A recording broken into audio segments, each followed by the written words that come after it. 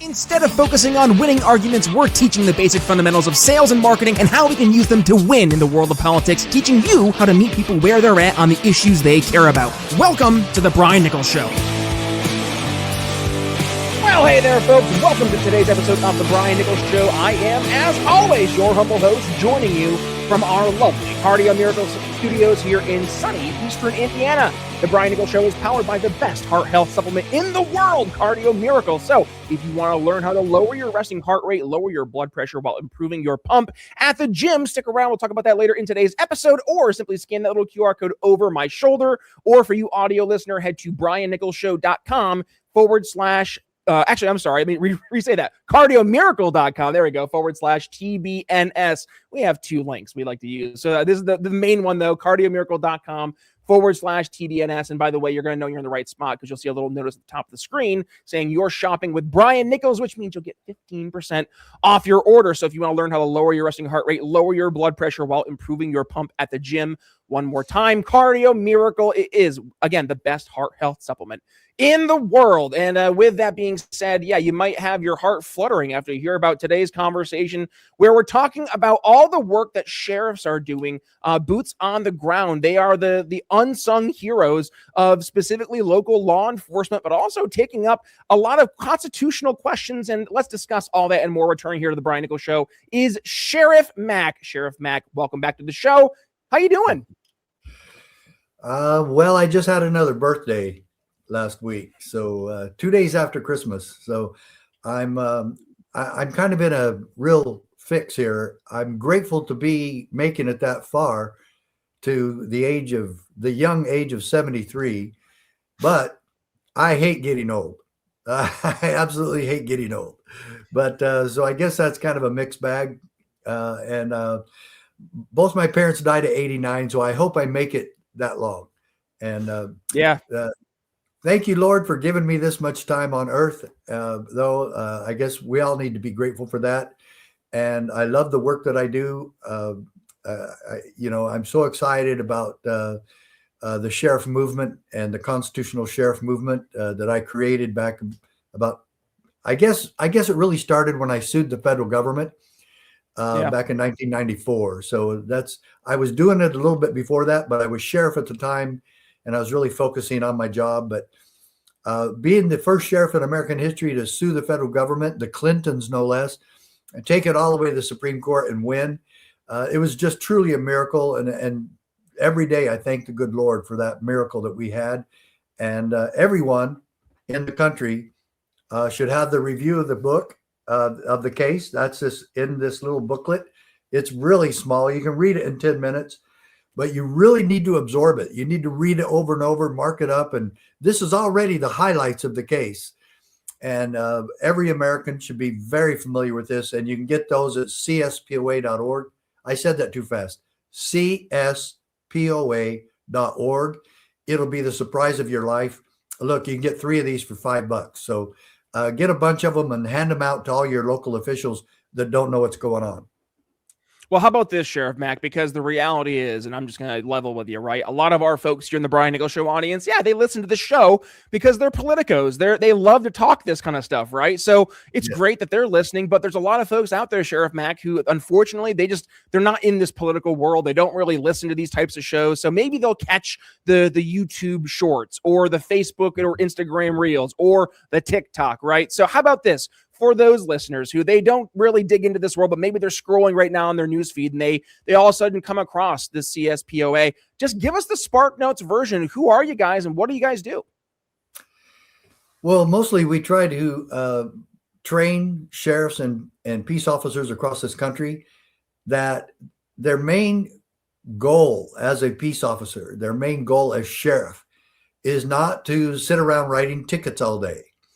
It's not continuously chasing after all the drug runners and drug dealers and drug pushers and drug users. Some of our job obviously includes that, and even traffic tickets that I absolutely abhor. I think traffic tickets are an abomination, and they're a tax they're just a taxation through citation, and they have very little to do with public safety. But a lot to do with revenue generation. and going on family fights and investigating murders and rapes and assaults. All that's part of the job. I get that. Okay. And I was in law enforcement 20 years.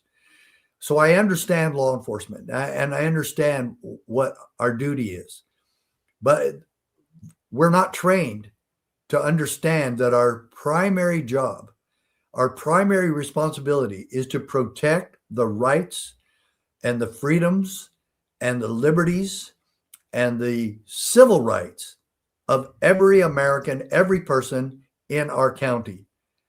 And if we were focused on that, I believe that we would have justice and freedom restored to America tomorrow. But it's been a slow process, and we've really had problems with funding. And we're pulling off miracles after miracles after miracles. And in fact, let me tell you right now, I got to tell you the story of the tale of two sheriffs. And this is really quick. It's a short story. But the tale of two sheriffs happened during COVID. And Sheriff Chronister in Florida actually arrested Pastor Rodney Howard Brown. And he's on TV a lot. He's a mega pastor. And he arrested him for having church, for conducting a church service within the United States of America. He arrested in Florida. For doing it. Yeah, in Florida.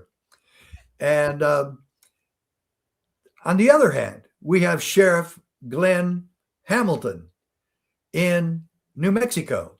And he was contacted by a pastor in his county by the name of Caleb Cooper, Dr. Caleb Cooper. And Dr. Cooper told Sheriff Hamilton, a very befitting name, that he was not going to close down his church. And he said, Sheriff, the government does not run my church.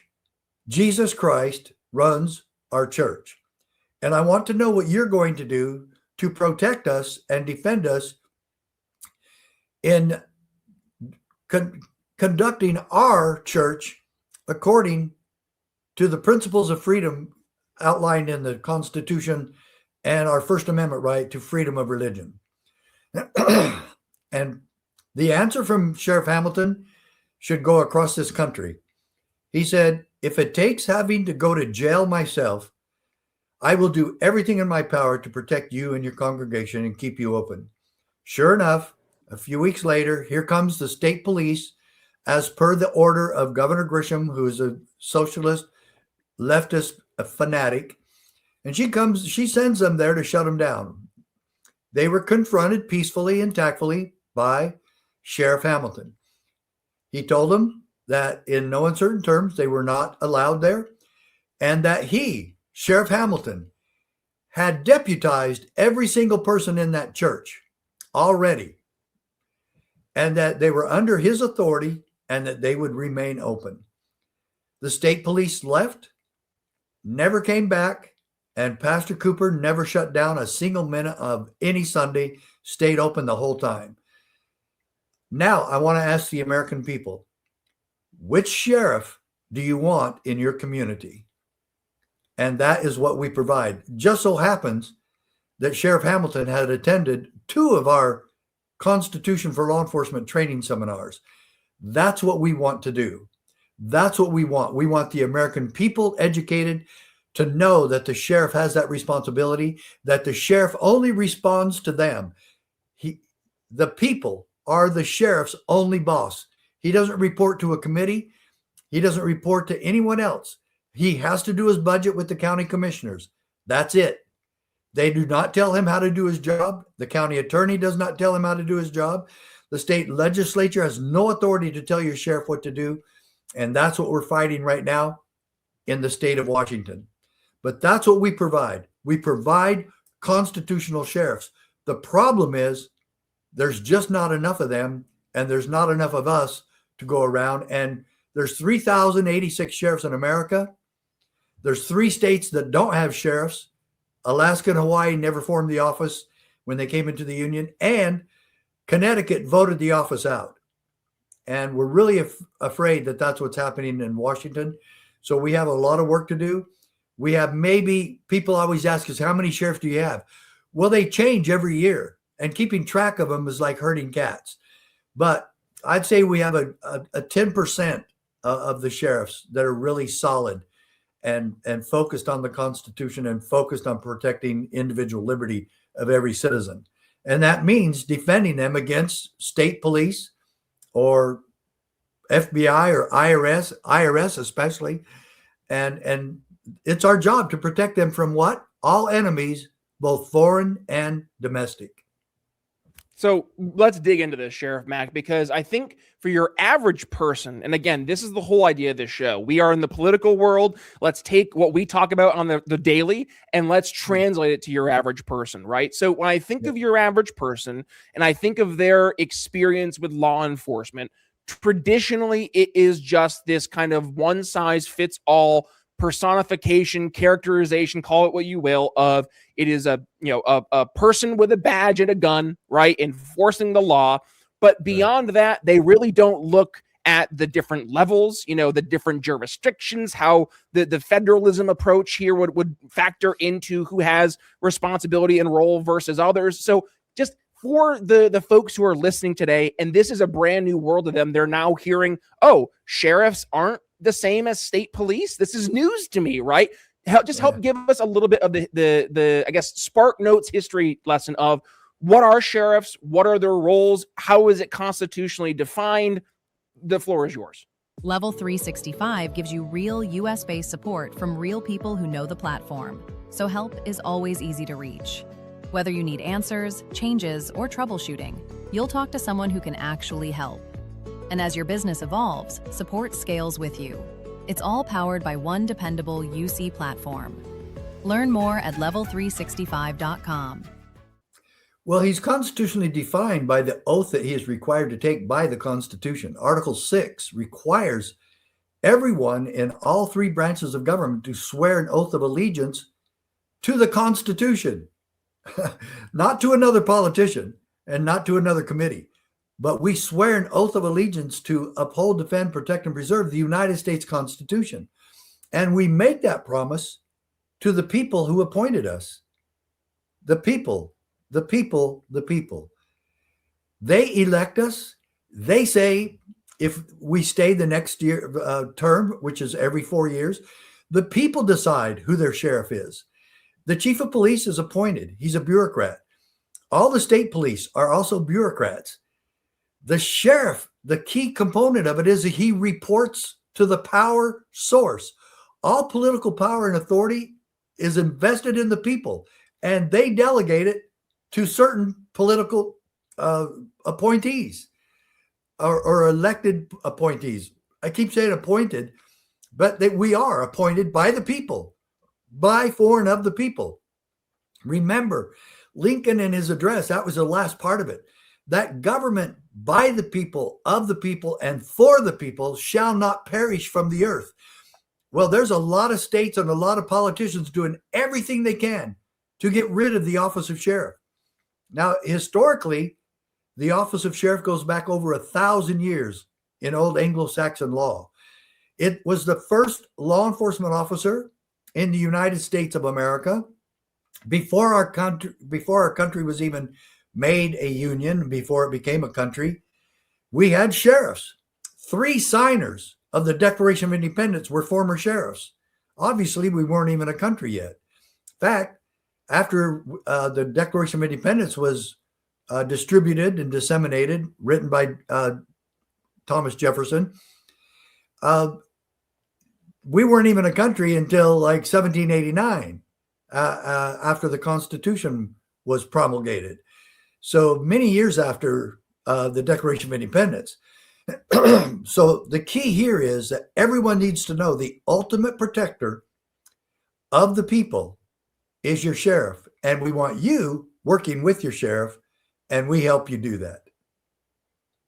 Well, and the reality is, Sheriff Mack, a lot of folks, they are afraid to engage with law enforcement. There is this perception that law enforcement is not there to be my friend. Law enforcement's looking for reasons to trap me, right? They're trying to plant drugs on me. They're trying to fill a quota. They're trying to get their tickets signed, right? So this perception, it permeates into the culture. And when you see it permeate into the culture, it will absolutely impact the relationship between the citizens and the law enforcement. So what have you seen be successful ways to try and address this cultural rift that has taken place between those citizens who are looking at law enforcement officers not as those protectors of peace, but rather actual villains themselves? Well, we train people, especially the people that join our posse, and we want people to go to our website and become a member of our posse. That's $11 a month. And that's how we bless each other. We actually have training every Wednesday to help you get over these cultural stereotypes. And so we want to get rid of those. Obviously there's bad cops everywhere, but they're very few. 80% of the cops are good people. They're really, really good people, and you can totally trust them. The other 20%, they're just kind of out for themselves, but they're not committing crimes every day. No cop, even the bad ones, don't wake up saying, "Oh, I hope I can kill somebody today." That's just nonsense. And the media have really overplayed the police brutality in our country. And look, I was a cop for 20 years. I never even slugged anybody in 20 years. Seriously, I never took my fist and slugged another human being, ever. I never slapped anybody. I gave a forearm shiver to a couple of guys fighting down on Main Street and knocked them both down. It was an old football move that I learned in high school. I didn't get on top of them and start beating them with a nightstick. I knocked them down. They looked at me, what the heck? And I said, "You guys stay where you are. Don't get up yet. I'll give you a chance to go home. You go that way. You go that way. Get off Main Street. If I see you back here tonight, I will arrest you for this fighting situation, or you can just go home and stay out of trouble for a couple of days." And they both said, "We'll go home. We'll go home." And they said, "By the way, how'd you do that?" I go, "Nah, it's old football." So you don't need to do it very often, and I didn't. And I was always the highest in arrests when I was on patrol. So it's not like I was hiding. I wasn't. No, cops can't hide. Okay. You're in a marked police car and in a uniform. So this is the thing.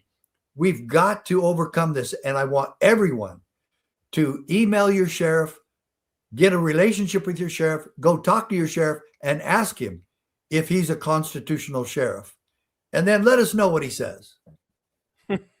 And I guess the other part of it too, Sheriff Mack, like when we're looking at ways to actually make a difference, a lot of folks go through the traditional means of, well, I'm going to reach out to my legislator, my congressperson, my assemblyman, I'm going to change the law, right? But a lot of folks seem to forget that we have these other channels of checks and balances where if there's already an existing law that's not being enforced or is being violated, a right being violated, we have tools in our tool belt to start to leverage. And in this case, it is the sheriffs, which I want to go back to the CSPOA because you guys are doing a lot of great work, not only raising awareness to the role that sheriffs play, but you also kind of have your own little mission that you guys are focusing on. That. And from what I understand, there's really three main areas that CSPOA is addressing right now. Could you go through and outline what those look like? The three main areas that we're addressing? Yes, please. Yes. Well, first and foremost, what's going on in your community and your state. So we need a lot of help to make sure that the sheriff maintains his status as the Clio. In our Supreme Court case, Justice Scalia calls the sheriffs who did the lawsuit the Clios. Then we also want to make sure that there's an outreach and a partnership with the people. This is essential. This is absolutely essential. Most people don't understand why the first three words of the Constitution are "we the people," because we are in charge. This was a new experiment. America was a new experiment. No, we're not a democracy. Does everybody understand that? It's a lie. It's a propaganda scam that we are a democracy. We are not. We are a constitutional republic. A republic is where the people are the ones to choose our representatives. Washington State is trying to destroy that. So our third and foremost is to battle all the tyranny and the totalitarianism that's going on. Right now, we're aiming at it, Washington State, because it's the worst one in the union. So we are defending sheriffs. We are defending the rights of the people. And my dear brothers and sisters in America, let me tell you right now that we cannot do this without you. Jefferson warned us that the price of liberty, that vigilance, eternal vigilance, is the price of liberty. If we're not involved, he's talking to us. He's not talking to the police or the president or public officials. He's talking to us. Apathy is killing America. We cannot be apathetic. We have to get involved, and we need all of you to get involved to get rid of this stereotypical thought process that police are the enemy. We are not. We have not been. You want to have a relationship with them. And folks, look, if you ever get pulled over, just be respectful to the police. Drop my name. Ask them if they're a constitutional peace officer. And maybe they'll ask you what that means. And then hand them this. I want you to read this booklet that was the only time in history where sheriff sued the federal government and won. And then hand that to him. So other than that, officer, I'm sorry I was speeding. And I'd appreciate a warning, but I'm here. I support law enforcement. And it really helps maybe if you have a local, support your local sheriff bumper sticker, or one of our stickers that we have that we give you. It's a little star and it talks about CSPOA, and maybe he'll ask you about it. Ask you if you're part of law enforcement. Say, no, I'm part of the Constitutional Sheriffs and Peace Officers Association. We support law enforcement and sheriffs nationwide. It's part of the program that we be friendly, and we teach that also. It's called community policing, and it's a friendlier way for cops to do their jobs. Sheriff Mack, I've been seeing more and more folks in the political right in more recent years seem to have some contention with police as well, specifically in more of those bigger blue cities. And I saw this firsthand living in a big blue city in Philadelphia for just shy of a decade, where a lot of the law enforcement officers there, unfortunately, are either they're concerned to actually enforce laws because of the public around them and for fear of the retribution. But then on the other side, we see some law enforcement officers who it almost feels like they are culturally okay with some of the approach that some of the more left-wing progressive folks are taking in their respective communities. And you look in areas like in Portland, for example, where you have more or less Antifa thugs taking over entire community blocks and citizens saying, hey, police officer, can you please go arrest these guys? And the police officer says, no, really can't. And that right there, Sheriff Mack, I think there's a lot of folks on the political right in more recent years, they see that and they say, well, hey, whose side are you on? Are you on my side, the taxpayer who's following laws, or are you on the side of these Antifa thugs who are out there, or these rabble rousers, or the thugs out there who are trying to use racial examples to use those one-time instances as justifications for entire rules, which is not the case at all. So you see this time and again. What would you say to those folks more on the political right when they're dealing with quite obvious instances of law enforcement officers more or less just rejecting to do their duty? Well, a lot of them do that because there's no follow-up. The judges let them right out. The county attorney and prosecutors don't do any prosecutions. And so that leftist attitude is one of, why should I risk my life to go after these people when the courts and the prosecutors never do anything? And that's part of the problem. But you also have officers who will kind of take the law into their own hands. And this is the pride fight where citizens would say, hey, why can't you go and arrest those people? The problem is most police have an interaction with good people at a traffic stop. And that's really the bulk of this. And so people, you talk about the right, people know their rights from the right side, and they'll say, the officer will go up to the car and say, can I see your license, registration, and proof of insurance? Which that law is completely bogus. But anyway, we'll get into that to another time. And then they say, well, the officer, the driver says, or the citizen says, I'm not giving you anything until you tell me why you stopped me. Because if there's no legitimate reason for you stopping me, I don't have to give you anything. And then they get in a big pride fight of who goes first. Officers shouldn't care who goes first. Okay, I'll tell you why I stopped you. I don't mind saying that to anyone. In fact, I'll say it first. I'll get up to the car and say it. But so this, I believe this is the problem, is that we have too many police officers in this country that are so badge heavy that the law is whatever they say it is. And if you don't give me your identification, then I'm going to arrest you for obstruction and stupid stuff like that. And officers need to be trained better, and they need to be trained in their constitutional oath and our responsibility in preserving. What is the role of peace officers in preserving our constitutional republic? Right. And really quick, Sheriff Mack, to that, like, I think you just hit on something, like the need to not just police the population, but to police each other, right? In the law enforcement ranks, like you need to be able to hold each other accountable. And if you don't, you do see there is this instinctual reaction to lean on the badge, right? To lean on the authority. Right. And we've all seen the videos on Facebook or Instagram of some interaction where, yes, you're right. You'll have some. Google Shorts has an officer doing that almost every day. Exactly. And you see it. And of course, you're right. There's usually some citizen. Shorts. YouTube shorts. Yeah, same church, different pew. But you'll see, like, they'll have the guy, he has the window rolled up almost all the way and just a little crack open, which, yes, he has the right to do. But like, you're being purposefully like, you're not obstructing, but you're trying to be difficult. And I'll give you a perfect example. And here's a real life example. I was driving home from a work event one night. This is actually earlier this year.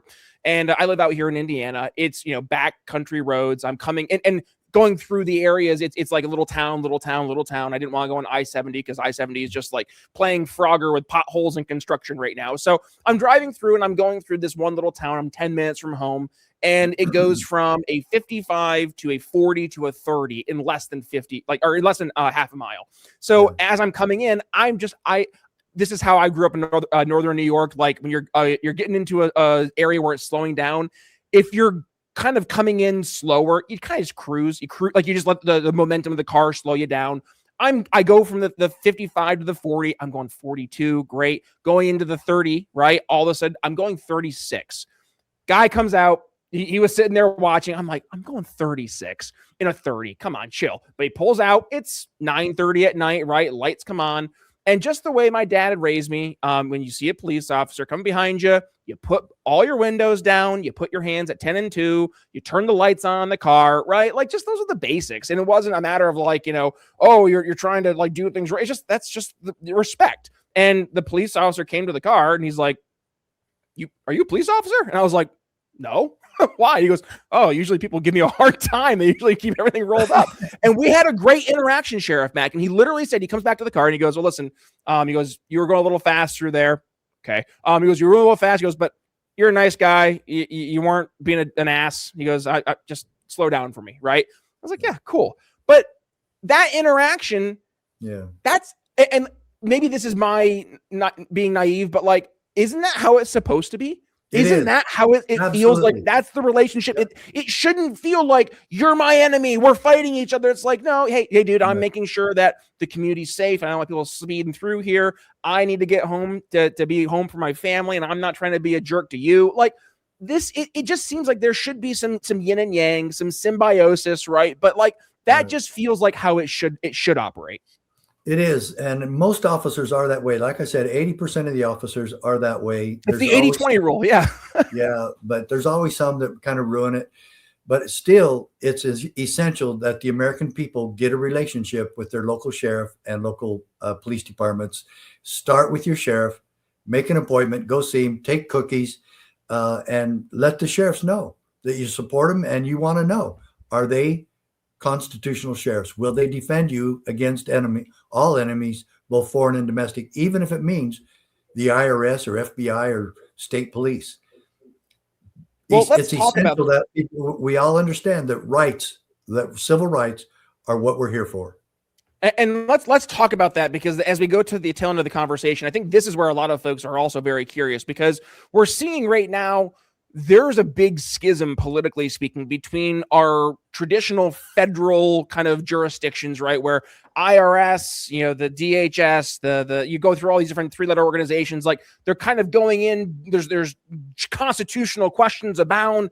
But like sheriffs play a very foundational role in this and making sure that rights are respected, that federalism is respected. So as we go towards the tail end of today's conversation, just give us the overview of what you're seeing right now, where sheriffs are fighting the good fight and actually helping not only protect people's rights, but also helping hold the federal government to account and making sure they're not overstepping their bounds. Well, the first one is many sheriffs have come up with this. It's not enough yet, but they just ask. They could demand, but they're asking all federal agents when they come into their county to check with them first, because it's really an easy equation to say what they can and cannot do in the states and in your counties. It's also easy to know who the Clio is, and you can show my case and show that's documentation of it. But the 10th Amendment is what we sued the federal government on. And the 10th Amendment states clearly the power is not delegated. And you need to know who delegated them. The states delegated these powers to the federal government, not the other way around. When we formed the Constitution, there's only 5 law enforcement powers delegated to the federal government. Let's go over those real quickly. Treason, that's a felony. Counterfeiting, okay, that's against the law, and that's a federal offense. 3, felonies committed on the high seas or piracies. So the federal government is in charge of what happens on the high seas. Violations of treaties. And then 4, protecting our borders from invasion. That's it. That's all they get. So the only place they really have drug interdiction is on the high seas or at the border. After they come in, they can still help, but the sheriff has got to invite them. It is essential that the sheriffs notify all state and federal bureaucrats in law enforcement that they check with them first. I'm not saying you can't come in. I'm just saying when you do, it needs to be within those 5. Thanks for listening to the Brian Nichols Show. Find more episodes at briannicholsshow.com. Sheriff Mack, we unfortunately are getting hard pressed for time, which means it's that part of the show where we have to go ahead and start saying our goodbyes. So with that, I'd like to go ahead and give you the final word for today's episode. So without all of our episode being said for today, what would you like the audience to take away from today's conversation? And of course, where can folks go ahead, learn more, reach out to you? And if they want to get involved, rumor is there might be an event that's taking place here sometime soon. Sheriff Mack, floor is yours. The best way to get involved is come to our event in Washington State. It's on the front page. The flyer's on the front page of our website, cspoa.org. So come to that. Even if you're out, we have people coming from Florida and back east, Midwest. Doesn't matter where you are. Idaho, Arizona, Nevada. You're close to Washington State. It's in Puyallup, next to Tacoma. So come on by and see this for yourself. And look at the flyer at cspoa.org and become a part of what we're doing. What I want you to know, my final message to all of you, is that there are peaceful and effective solutions to what's going on in our country. We can stop the tyranny. We can stop the criminality. And I really like what President Trump has been doing so far. Hasn't even been in office a year yet, folks. So let's be a little bit patient. He's doing things to really, I think, really protect us and especially securing the border. But folks, where we have the fight now is in our own communities, in our own states. There's some states that are so outside the law, it's not even funny. So how do we take back our country? County by county and state by state. You getting involved with your sheriff, helping and working with him. And just so you know that what the founding father said, the last line in the Declaration of Independence, This is so wonderful. And for the support of this declaration, with a firm reliance on the protection of divine providence, we mutually pledge to each other our lives, our fortunes, and our sacred honor. Folks, we must do likewise. Join us and become a part of the Holy Cause of Liberty at cspoa.org. Effective and peaceful solutions. Sheriff Richard Mack, thank you for joining us once again here on the Brian Nichols Show. Folks, if you got some value from today's conversation, you know the drill. Go ahead, give it a share. When you do, tag yours truly at B Nichols Liberty on X, Facebook, or Instagram. As for the Brian Nichols Show, we are both a video show as well as a podcast, so you can take us on the go. So head to your favorite podcast catcher, Apple Podcasts, Spotify, YouTube Music, wherever that may be. Hit subscribe to the Brian Nichols Show, or you can head to YouTube, Spotify, Rumble, Twitter, or I guess X now, Facebook, wherever it is you like to watch your content, and hit subscribe to the Brian Nichols Show, because every Monday, Thursday, and Fridays we have a brand new episode airing at 9 p.m. Eastern, which I guarantee will leave you educated, enlightened, and informed. But with that being said, thank you for joining us. And with that being said, Brian Nichols signing off here on the Brian Nichols Show for Sheriff Richard Mack. We'll see you next time. Thanks for listening to the Brian Nichols Show. Find more episodes at briannicholsshow.com.